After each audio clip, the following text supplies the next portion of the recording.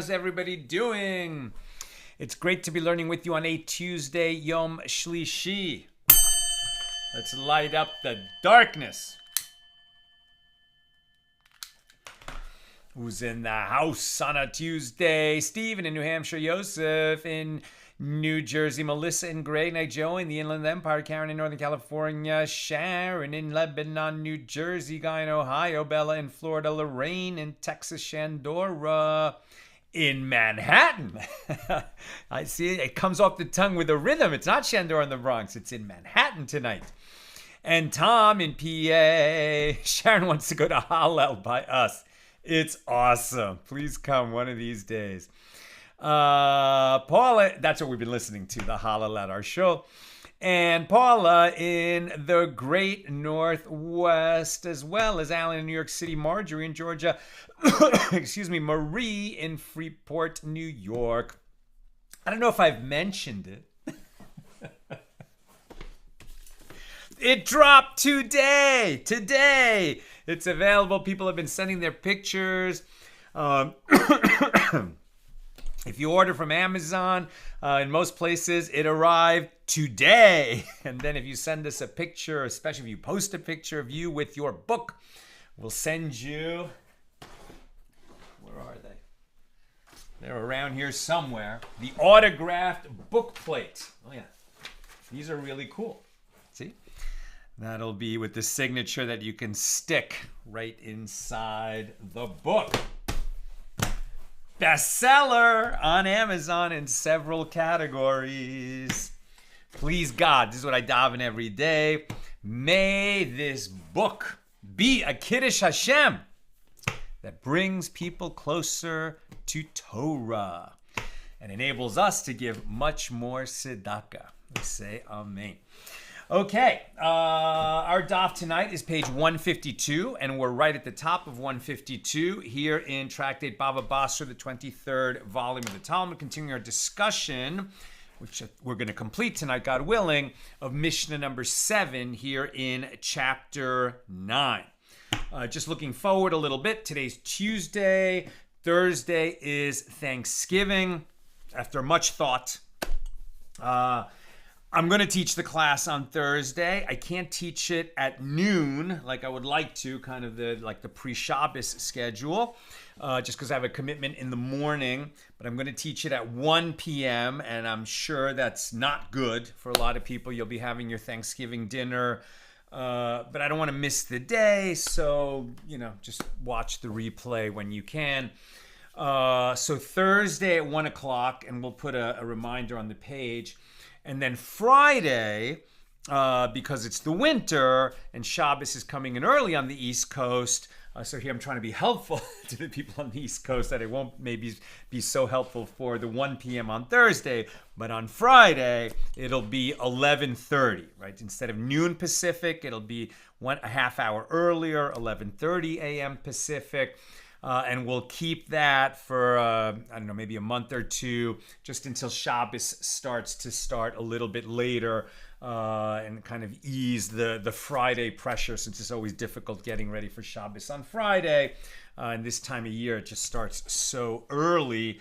We can help a little bit. So the class will start a half hour earlier than usual on Friday, 11:30 a.m., and I'll keep it short. I'm going to just commit to keep the Friday classes under a half hour. Okay. Page 152a, right at the top.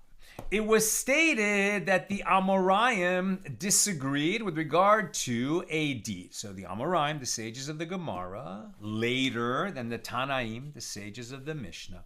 It was stated that the Amoraim disagreed with regard to a deed pertaining to the gift of a person on his deathbed. Okay, this is what we've been learning, that if a person on his deathbed gives all of his property to someone and then he recovers, he can get it back, because obviously since he gave everything away, it was contemplating that he would die, and since he didn't die, he didn't want to give everything away, so he can retract that gift. But if he reserves something for himself, then the part that he gave away stands, right? And a person on his deathbed was kind of ease the requirements of what's necessary for him to make that effective transfer. the kinyan is not required, the formal act of acquisition. What we're going to be talking about tonight is somebody who wanted to enhance the the bindingness, I don't know how else to put it, to make sure that the gift goes through. But he might have been confused as to the law, or he might have created confusion through his act. It's almost like this old saying, I think the Kutzker Rebbe said it, that if you add to the truth, you subtract from it. Right? So sometimes people with good intentions end up confusing a situation. Okay, so a person who's on his deathbed, he wants to give away the property to somebody. He doesn't want his heirs to get it, right? If he just dies and doesn't say anything, so his heirs get the property. But maybe he doesn't want his heir to get it. Maybe he wants somebody else to get it, so he makes a gift while on his deathbed. And then some of the rules that would normally be required of a healthy person are somewhat relaxed because he's on his deathbed, and we want to honor the wishes of a person who's ill and dying and is on his deathbed. But here's some situations where some confusion can enter the situation. So, and indeed it's confusing to the extent that the Amoraim disagreed with regard to this deed. A deed pertaining to the gift of a person on his deathbed, in which he wrote, he doesn't even have to have a deed, right? With oral instruction, he can make a gift. Now he's written a deed, right? So we've already talked a little bit about if he puts it in a deed, then what happens? And now, in the deed itself, he is writing that an act of acquisition was also performed, right? Now, when you give someone a gift, right, and you write you make a writing that I am hereby giving you this gift, and then the person takes the deed, so now he's acquired the gift not only because if he was on the deathbed, the oral instruction would have been enough, but even with a healthy person, now that he acquired the paper that goes with that property, so he acquired the property. But now they added that in the deed itself, it says that an act of acquisition was also performed. Now, this would seem to indicate, he's made it more clear what he wants to do. Okay, but then what happened? If he gave all of his property to a person and he was on his deathbed, he just did it by oral instruction, and then he recovers, okay, so he can take it back because he didn't mean to give it all away in case he lived. If he gave it all away and he did so with a deed, can he retract it? If he gave it all away and there was an act of acquisition, can he retract it? And now, if he gave it all away with a deed and an act of acquisition, and he wrote in the deed that an act of acquisition was performed, then what happens? And the sages disagree about this. In the study hall of Rav, they say in the name of Rav, the person on his deathbed caused the recipient to mount 2 steeds. Now, you can't ride 2 horses with 1 tuchus, so mounting 2 steeds sounds like, instead of riding 1 horse, you're riding 2. Is that good? No, it's not good, because the horses can go in different directions. The person on his deathbed caused the recipient to mount 2 steeds. He strengthened the validity of his gift in 2 different ways. So does that mean that therefore it is totally valid? And Shmuel said, I do not know what I should rule with regard to this gift, as it may not be a valid gift. So it sounds like Rav is saying, no, you strengthened it. It's like you're pulling it with 2 horses. So it's very strong. But Shmuel is saying, no, you created a problem. So the Gemara explains. In the study hall of Rav, they say in the name of Rav that he caused him to mount 2 steeds. On the one hand, it is like the gift of a healthy person. But on the other hand, it is like the gift of a person on his deathbed. How so? It is like the gift of a healthy person, as if he recovers, he cannot retract the gift because an act of acquisition was performed. A healthy person, where there's no deathbed involved, if I say to you, I'm giving you this field, and you take possession of the field, okay, now it's your field. I can't take it back. Maybe I could retract before you perform the kinyan. the actual taking possession of it, the act of acquisition. But now that you've taken possession of it, it's your field. I can't take it back. So in that sense, it's like the gift of a healthy person. But it is like the gift of a person on his deathbed, as if he said that the loan that was owed to him, sort of borrowing us from a related area of law, if he said that the loan that was owed to him should be given to so-and-so, then the loan that is owed to him is acquired by that person. Whereas a healthy person cannot transfer his right to collect a debt except in the presence of all three parties. Again, that we have relaxed requirements for making a gift go through for a person who's on his deathbed. But Shmuel says, I don't know. I do not know what I should rule with regard to this gift. Perhaps the fact that an act of acquisition was performed indicates that he resolved to transfer it to him only with a deed. Right? Now, we talked a little bit about when you accompany a deed with this deathbed gift. When you say, I hereby give you this gift, right, orally on a deathbed, so then the person acquires it because you're on the deathbed. If you say, I'm giving you this gift with a deed, okay, so now you've indicated that you only want that gift to be transferred to this person with a deed. And if you die before that deed is written and placed in the hands of that person, they're not going to get the gift at all because you indicated that you wanted the transfer to happen with a deed. And after you die, you can't transfer to somebody with a deed because after you die, the property is no longer yours. You're dead. So who does the property belong to? Your heirs. Too late for that deed to change hands. But if a person says, he's on his deathbed and he says, I give you this gift and I want it to be recorded in a deed that I gave it to you. Now the written deed is not the vehicle by which the property is transferred. The oral gift already transferred it. And the deed is just to help that person have evidence in the future that he received the gift. So in that case, since he already received the field, then even after the person dies, we write the deed because that's what he wanted, not to affect the transfer with the deed, but just to record it in a deed that it had already been transferred, right? To enhance the validity of the gift.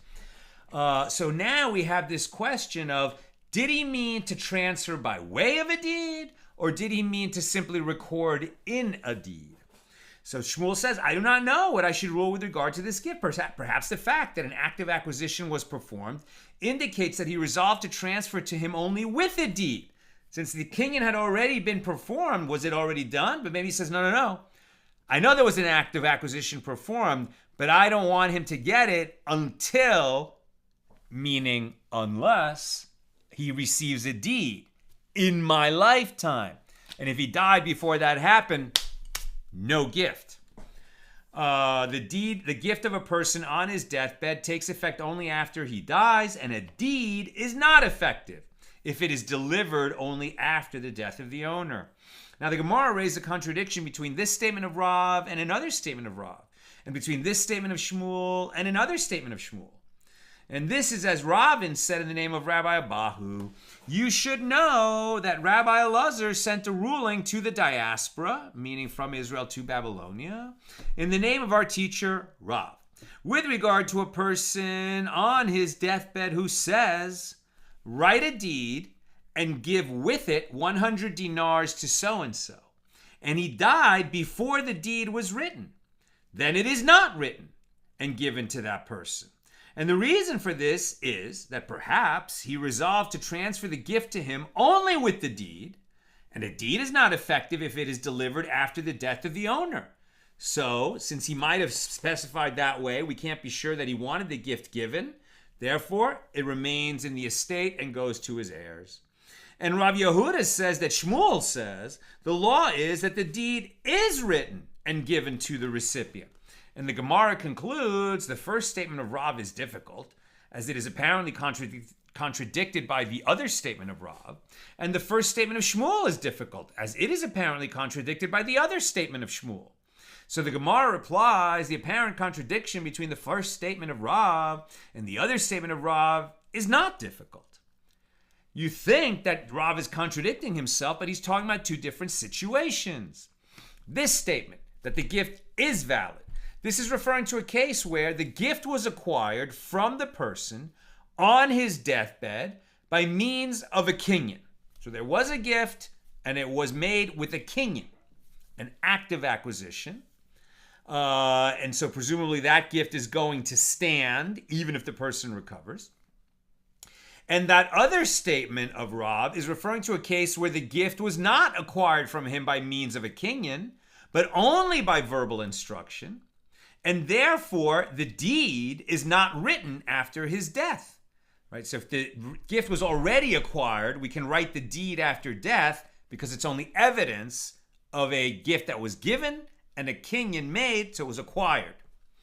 Now, the apparent contradiction between the first statement of Shmuel and the other statement of Shmuel is not difficult, as Shmuel's statement that the deed is written after his death is referring to a case where the giver was clearly enhancing the legal power of the recipient by providing him with a deed, but he was not making the gift contingent upon the delivery of a deed. There's no perhaps he meant to only give it to him by way of a deed, because he clearly and explicitly stated what he wanted, which is, I'm making this gift now.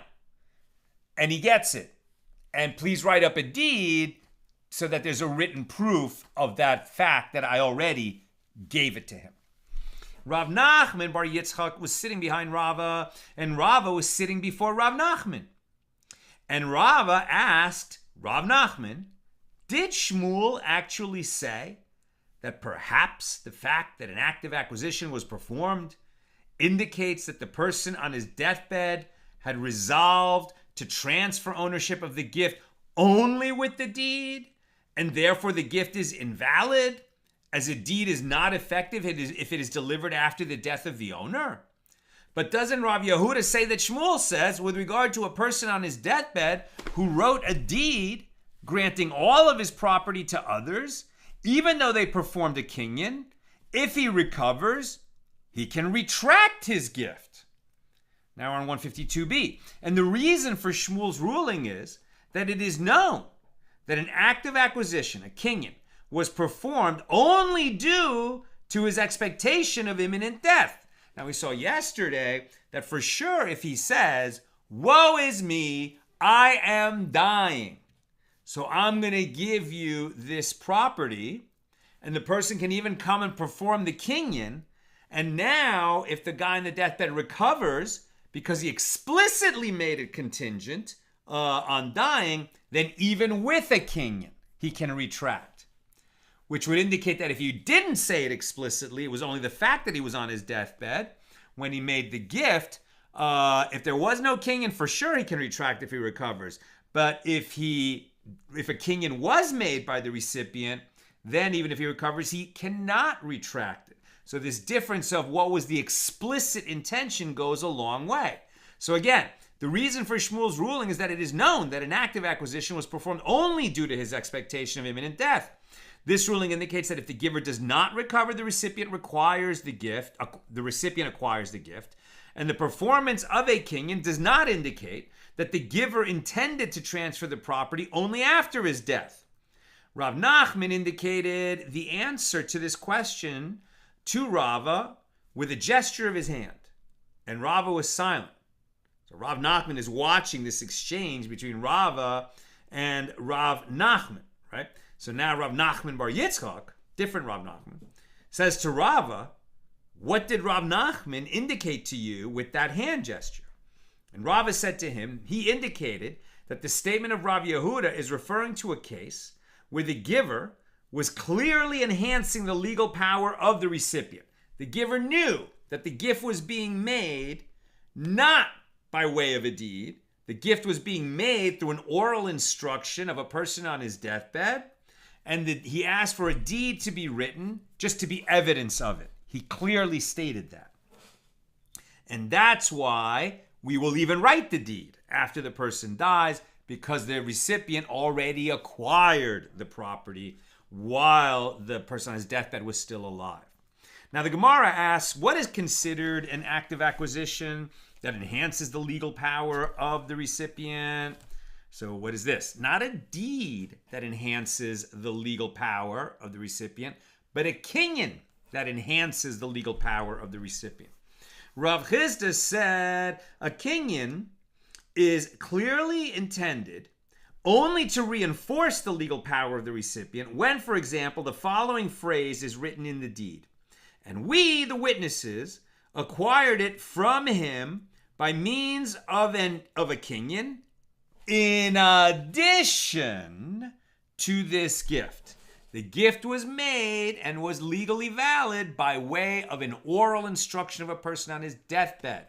They added the kinyan just to enhance the legal validity, the provability in court, shall we say. But it wasn't the act of transfer. The gift had already been made. This kinyan was just to add provability, to enhance the legal validity. Now, it is obvious that if a person, it is obvious. Nothing is so obvious in this chapter, but let's go with it. Says the Gemara, it is obvious that if a person on his deathbed wrote a deed of transfer granting his property to this individual, and he then wrote a deed granting the same property to that individual. Okay, let's go slow.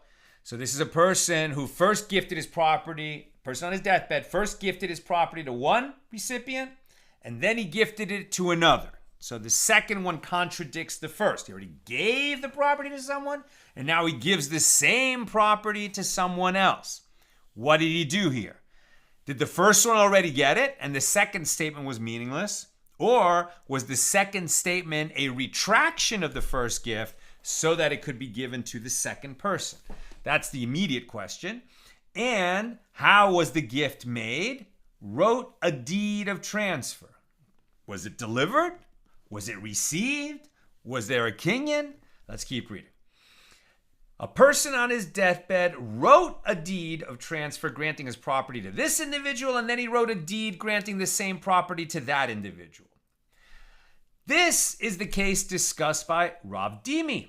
As when Rav Dimi came from Eretz Yisrael to Babylonia, he said, a later will nullifies an earlier will. A little bit interesting that we're talking about a will, which is a bequest, which is inheritance, because really we're talking about gift.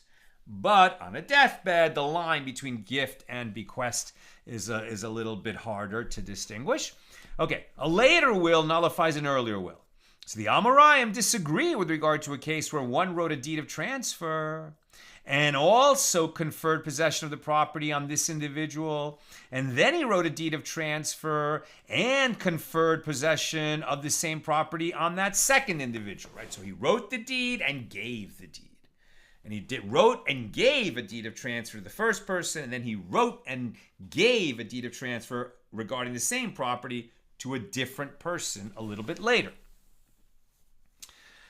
All right, and the Amoraim disagree. So, how do they come out? Rav says the first recipient acquires the gift. Second one out of luck.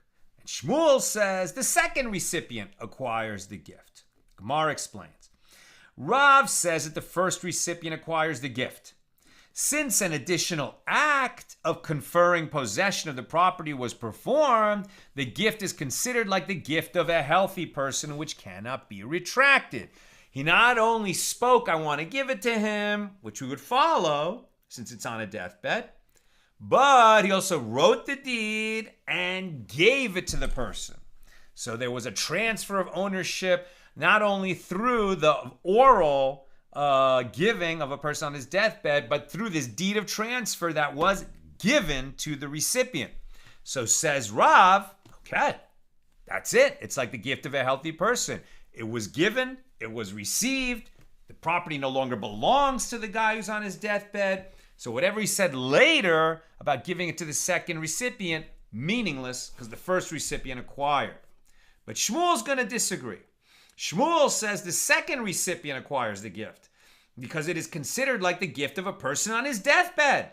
He is on his deathbed after all. So even though he had the deed written up and he transferred it to that person, he's still a person on his deathbed. Maybe he's confused.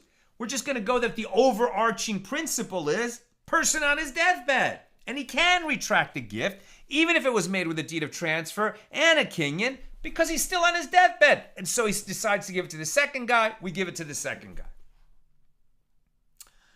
The Gemara explains, Rav says that the first recipient acquires the gift. Since an additional act of conferring possession on the property was performed, this is like the gift of a healthy person. Shmuel says that the second recipient acquires the gift because he is considered like the gift of a person on his deathbed, which can be retracted. And the Gemara asks, but didn't Rav and Shmuel already disagree about this matter once? We were just talking about 10 minutes ago.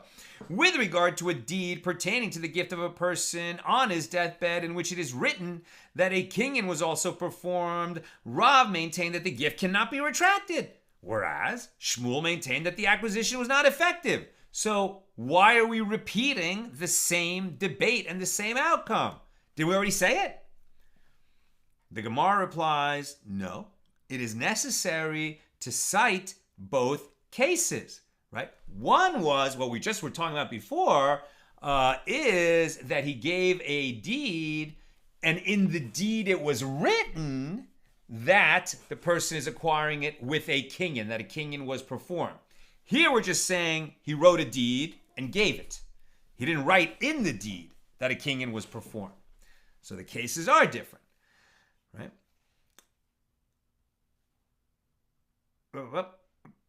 So the Gemara replies, it was necessary to cite both cases. And this is because if it were stated only with regard to that case where the act of acquisition, where the kinyan was written in the deed, one might say that only in that case Rav says that the gift cannot be retracted because the kinyan was performed.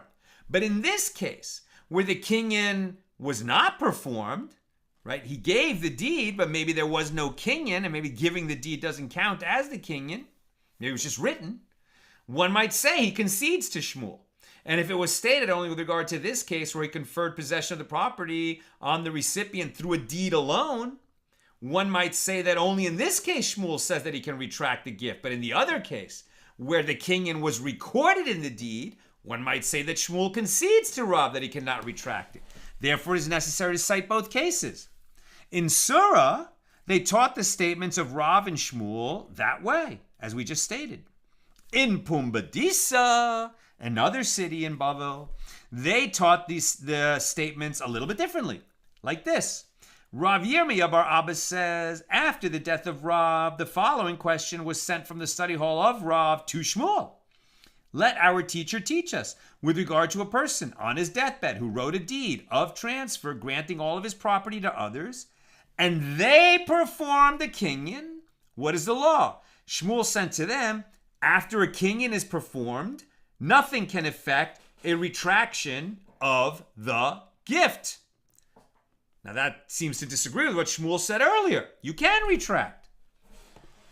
Now on page 153a, getting a head start on tomorrow. Rav's disciples understood from this that this statement applies only when the person on his deathbed wishes to retract his gift and transfer it to another. But if he recovers and wishes to retract the gift and retain it for himself, then Shmuel's statement does not apply. Rav Chisda said to them when Rav Huna came from Kufre, he explained that Shmuel's statement applies both to retaining the property for himself and to transferring it to others. So the Gemara relates there was a certain person on his deathbed who wrote a deed of transfer granting his property to another, and it was acquired from him by means of a kinyan. And he subsequently recovered, and he wanted to retract the gift, and he came before Rav Huna. And Rav Huna said to him, what can I do for you? You cannot retract the gift, as you did not transfer the gift in the manner that people on their deathbed transfer ownership of gifts, and you enhance the legal power of the recipient by performing an act of acquisition, and so you made a gift in the manner of healthy people.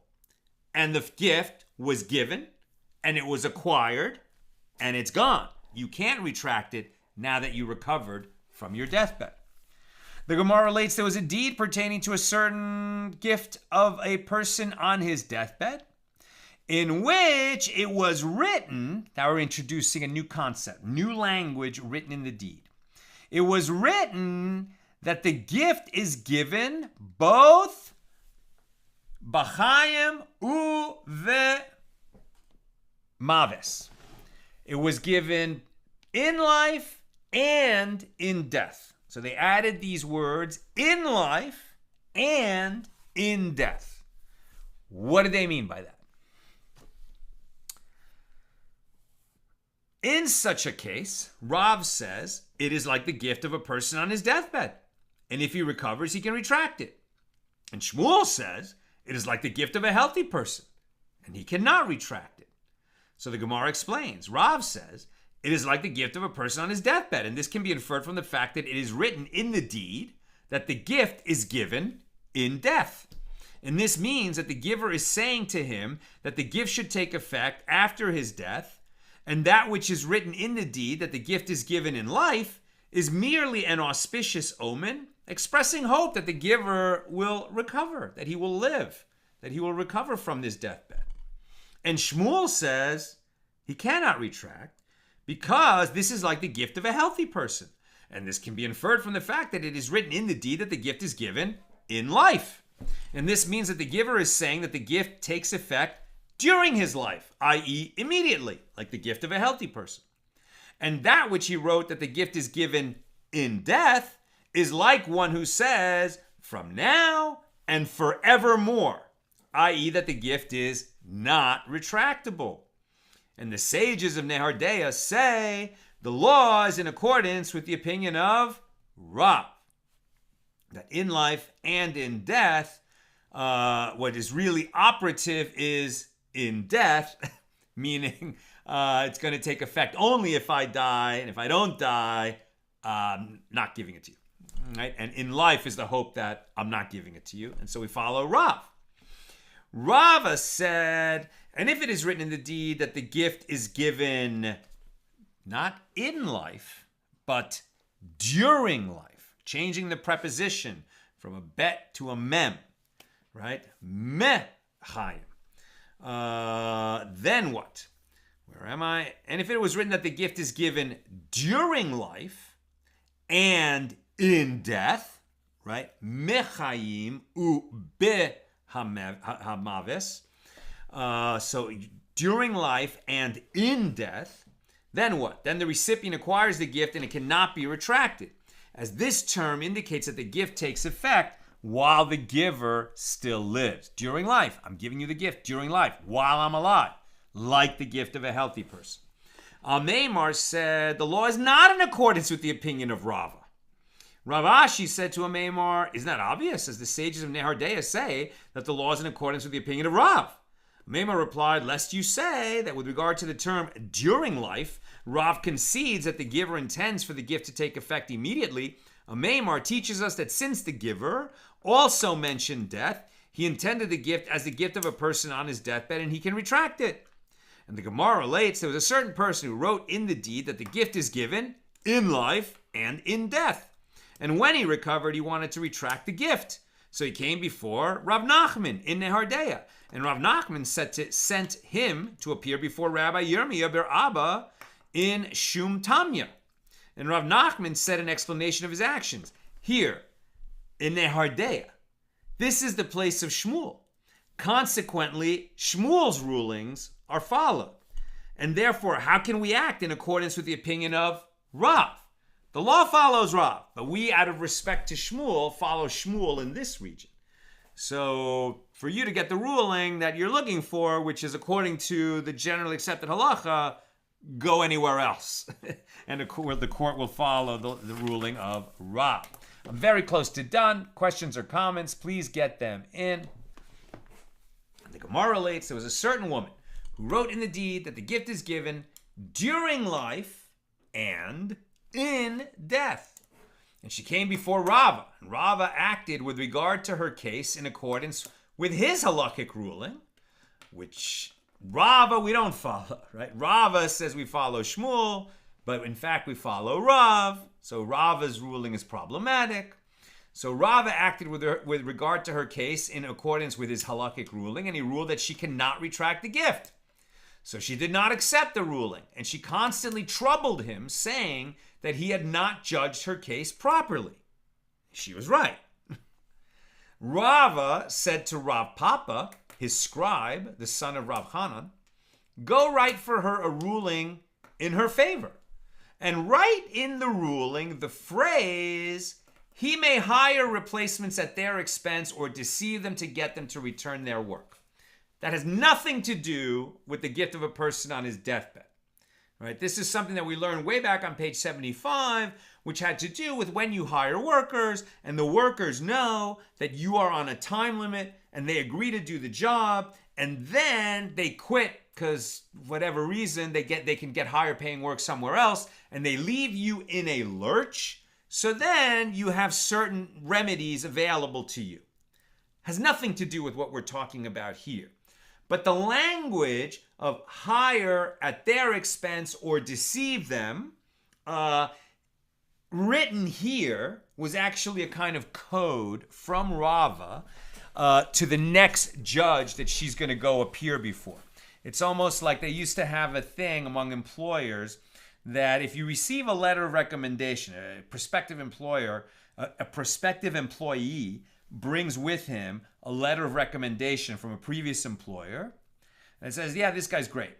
And then as an employer, you hold it up to the light and there's a watermark there that you recognize that means, yeah, I had to give this guy a letter of recommendation because whatever, social, emotional, danger even, but you shouldn't hire him. This is a very inappropriate person to hire.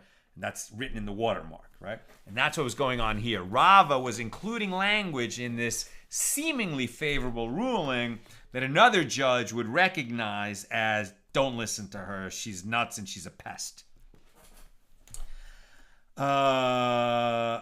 This is a phrase from the Mishna in Bava Basra 75b that discusses the ruling in the case of one who hired laborers to perform a task that cannot be delayed and they quit.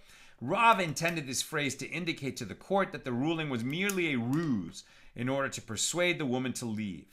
But the woman understood the ruse. She's quite sharp. She knew that Rava's ruling was wrong, and now she knows that he's trying to turf her with this, coded ruling. And she said, may his ship sink. You are deceiving me. She cursed Rava, who had ships bringing his merchandise. He was a businessman, and they were, he had merchandise that was going out and coming in by ship. And what happened? She said, may his ship sink. You are deceiving me. Rava was a little bit concerned that maybe her curse will be effective. Maybe he was realizing that his ruling might be wrong or not be accepted.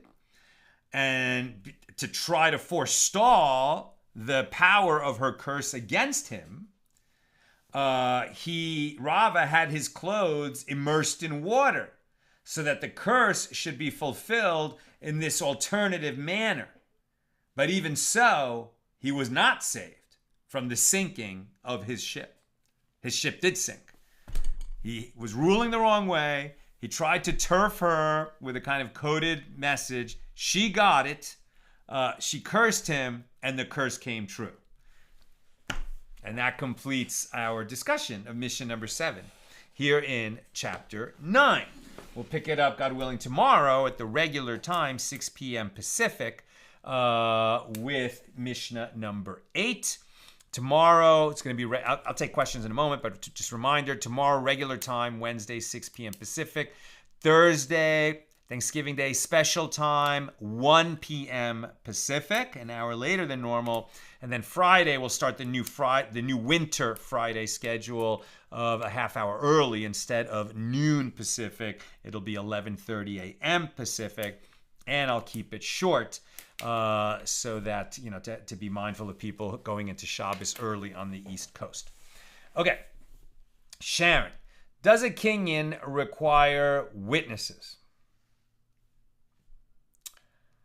Yeah, I think so.